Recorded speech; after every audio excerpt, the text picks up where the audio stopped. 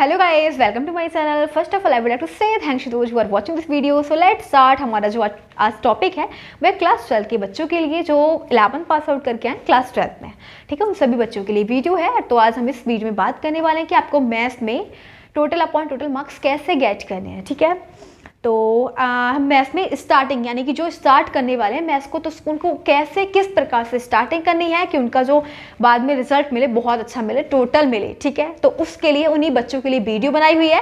सो देखते हैं। सबसे पहले हम बात करते हैं जैसे कि जो बच्चे हैं एवरेज। और एवरेज क्या होते हैं स्टूडेंट्स? एवरेज अगर जो बच्चे एवरेज हैं, ठीक है, तो उनके मार्क्स भी टोटल अपॉन टोटल कैसे आ जाएंगे? एवरेज बच्चा अगर मेहनत करेगा तो वो इंटेलिजेंट कहलाएगा, ठीक है। तो एवरेज तभी इंटेलिजेंट बनेगा जब वो अपने ऊपर मेहनत करेगा, ठीक है। तो हम बात करते हैं कि यानी कि गाइस आपका क्या फॉर्मेट रहने वाला है, किस प्रकार के जो आपका ये मैथ्स का सिलेबस क्या है, ठीक है। मैथ्स में बात करते हैं तो मैथ्स का जो सिलेबस रहने वाला है आपका, उसमें ये चैप्टर्स दे रखे हैं। क्या दे रखे हैं? ये चैप्टर हैं।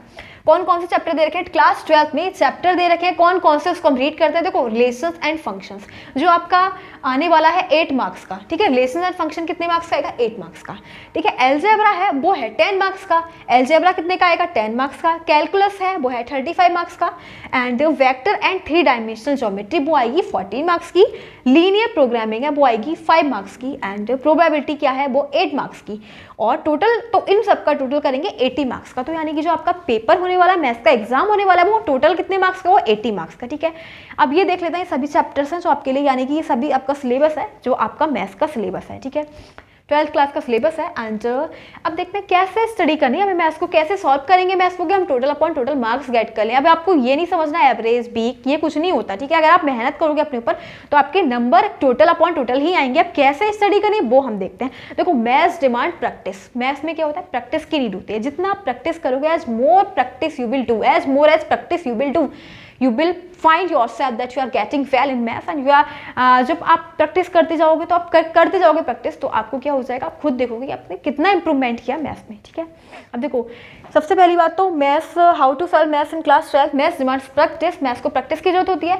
और हाँ, देखो आपको कैसे स्टडी करनी है, आपको ना रट्टाफिकेशन नहीं करना। कुछ बच्चे ऐसे होते हैं जो मैथ्स में क्या करते हैं, रट लेते हैं सवालों को। ऐसा नहीं करना, क्योंकि आप एक टाइम के लिए तो रट रहे हो, आपको पता लग गया कि हमने रट लिया, अपने माइंड में फिक्स कर लिया ये वाली बात।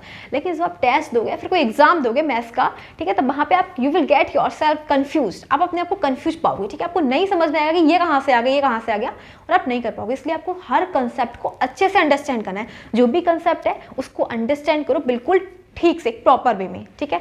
तब आप मैथ्स में 80 मतलब तब आपके मैथ्स में आप देखोगे बेटर रिजल्ट मिलेंगे आपको। अदरवाइज अगर आप रट रहे हो तो उससे नहीं फायदा होने वाला, क्योंकि एक टाइम के लिए तो आप रट रहे हो लेकिन बाद में आपको उसका कोई फायदा नहीं मिलेगा।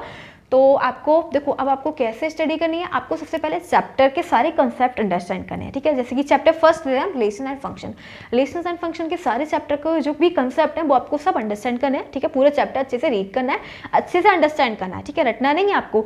एंड फिर आपको प्रैक्टिस करनी है उस चैप्टर की। अच्छे से प्रैक्टिस करोगे, जितनी ज़्यादा प्रैक्टिस करोगे ना, मैथ्स में कोई फॉर्मूला नहीं होता, मैथ्स की प्रैक्टिस नीड होती है, ठीक है। यानी कि मैथ्स में जितनी प्रैक्टिस करोगे तो आपको फॉर्मूले भी अपने आप याद हो जाएंगे। जैसे मैथ्स में 12th में फॉर्मूलेस काफ़ी हैं, ठीक है। तो फॉर्मूलेस भी लर्न तभी हो जाएंगे जब आप प्रैक्टिस करोगे, बार बार प्रैक्टिस करोगे जितनी ज्यादा, तो फॉर्मूलेस भी अपने आप लर्न हो जाएंगे, ओके। तो मैथ्स का जो फॉर्मूला है वही प्रैक्टिस है, ओके। तो जितनी प्रैक्टिस आप करोगे उतना ज़्यादा आप मैथ्स में अच्छे अपने आप को देखोगे, बेटर अंडरस्टैंडिंग है, बेटर रिजल्ट्स मिलेंगे आपको, ठीक है। और फिर आपको जब चैप्टर सॉल्व हो जाएगा, अंडरस्टैंड सारे आप जो कंसेप्ट है वो सारे अंडरस्टैंड कर लोगे, चैप्टर सॉल्व हो जाएगा, ठीक है। फिर आपको अपने आप से टेस्ट देना, जरूरी नहीं कि वो आपका टेस्ट कोई टीचर ले रहा है। टीचर ले रहा है तो ठीक है, आप टीचर को दीजिएगा, ठीक है। और नहीं तो आप क्या करेंगे, अपने आप टेस्ट को लेंगे, ठीक है। अपने आप जो भी क्वेश्चन आपने सॉल्व करे, यानी कि पूरे चैप्टर में से जो भी क्वेश्चन आपको अपने आप से कोई से भी क्वेश्चन उठा के ले लीजिएगा, ठीक है। तब आपको पता लग जाएगा कि हम कहाँ पे लैग कर रहे हैं, कितनी हमारी प्रिपरेशन हो चुकी है इस चैप्टर की, ठीक है। तो अपने आप टेस्ट दीजिएगा, अपने आप लीजिएगा टेस्ट, ठीक है। आपने उस जो भी चैप्टर सॉल्व किया तो उसके चैप्टर के जितने भी मतलब जो भी आपको दिख रहे हैं इंपॉर्टेंट क्वेश्चंस, यानी कि कोई भी क्वेश्चन ले सकते हैं, ठीक है। तो वो सारे क्वेश्चंस लीजिएगा, सॉल्व कीजिएगा, फिर देखिएगा आपके मार्क्स क्या आ रहे हैं। फिर आप इस प्रकार से आप देखेंगे चैप्टर के सारे कंसेप्ट अंडरस्टैंड करें, फिर हमने टेस्ट दिया, फिर आपके अंदर खुद ही कॉन्फिडेंस डेवलप हो जाएगा, ठीक है। जब आपको अंदर कॉन्फिडेंस डेवलप होगा तो आप किसी टेस्ट में, एग्जाम में कुछ कंफ्यूज नहीं होने वाले हो।